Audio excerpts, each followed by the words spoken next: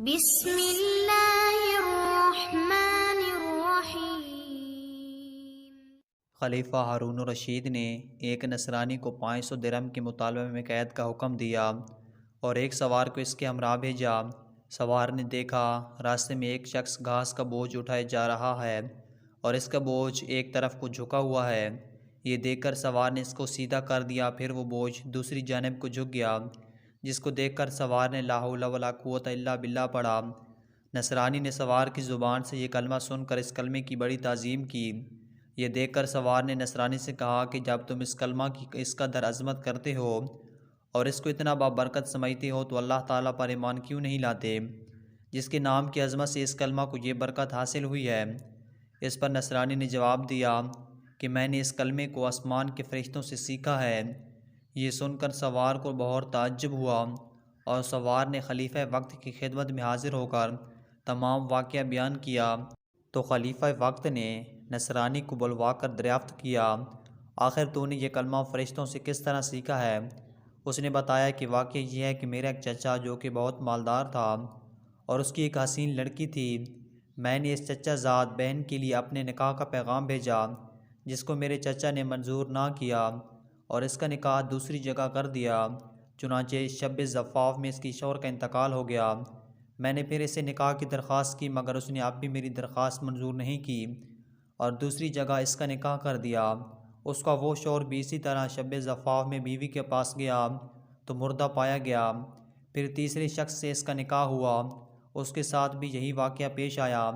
اس کے بعد چوتھی مرتبہ میں نے پھر اپنے نکاح کا پیغام بھیجا تو مجبوراً چچا نے اس لڑکی کا نکاح مجھ سے کر دیا، کیونکہ متواتر ان حادثات کے بعد کوئی دوسرا لڑکا اس لڑکی سے نکاح کو تیار نہ ہوا۔ آخر میں نے دیکھا کہ خلوت کے وقت شیطان ایک کوہ گراں کی شکل میں حاضر ہوا۔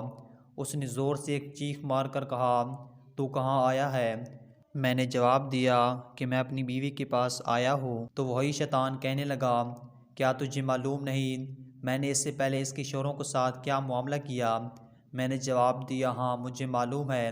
وہ یہ سن کر شیطان کہنے لگا، اگر تو اس بات پر راضی ہے کہ یہ عورت رات کو میرے لیے ہو اور دن کو تیرے لیے تو تیرے لیے یہی بہتر ہے، ورنہ میں تجھے بھی مار ڈالوں گا۔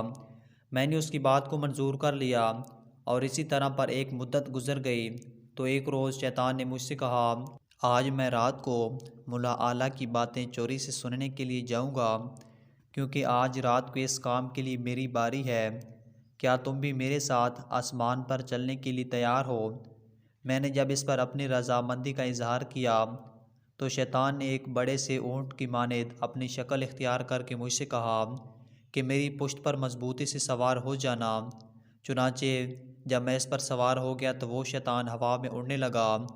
اتنے میں مجھے فرشتوں کی آواز آئی کہ وہ لا حول ولا قوت الا باللہ کہہ رہے ہیں، جس کو سن کر شیطان واپس ہوا اور مردے کی طرح زمین پر گر پڑا اور میں بھی اس کے قریب ہی جا کر گرا۔ جب کچھ دیر بعد مجھے اور اس کو ہوش آیا تو کہنے لگا کہ تم اپنی آنکھیں بند کر لو۔ میں نے اپنی آنکھیں بند کر لیں۔ اس کے بعد جب میں نے اپنی آنکھیں کھولی تو کیا دیکھتا ہوں کہ میں اپنے گھر کے دروازے پر موجود ہوں۔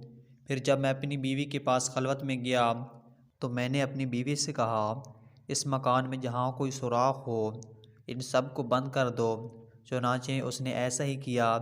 جب رات کو شیطان گھر میں داخل ہوا تو میں نے دروازہ بند کر دیا اور باہر سے دروازے کی طرف منہ کر کے لا حول ولا قوت الا باللہ پڑھنا شروع کیا، جو میں نے فرشتوں سے سن کر یاد کر لیا تھا۔ اتنے میں میں نے ایک سخت آواز سنی، پھر دوسری اور تیسری مرتبہ لا حول ولا قوت الا باللہ پڑھا۔ تو اس کے بعد بیوی نے مجھے پکارا کہ اندر آ جاؤ۔ جب میں اندر گیا تو بیوی نے بیان کیا کہ جب تم نے پہلی مرتبہ لا حول ولا قوت الا باللہ پڑھا تو شیطان نے یہاں سے بھاگنے کا راستہ تلاش کیا مگر اسے کوئی راستہ نہیں ملا۔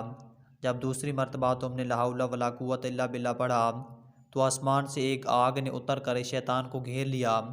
جب تیسری مرتبہ تم نے لا حول ولا قوت الا باللہ پڑھا تو اس آگ نے شیطان کو جلا کر راکھ کر دیا اور اللہ تعالیٰ نے ہمیں اس ملعون سے نجات دے دی۔ خلیفہ ہارون الرشید نے نصرانی کی زبانی یہ واقعہ سن کر اس کو رہا کر دیا اور وہ 500 درہم بھی معاف فرما دیے جن کے عوض اس کو قید کو حکم دیا تھا۔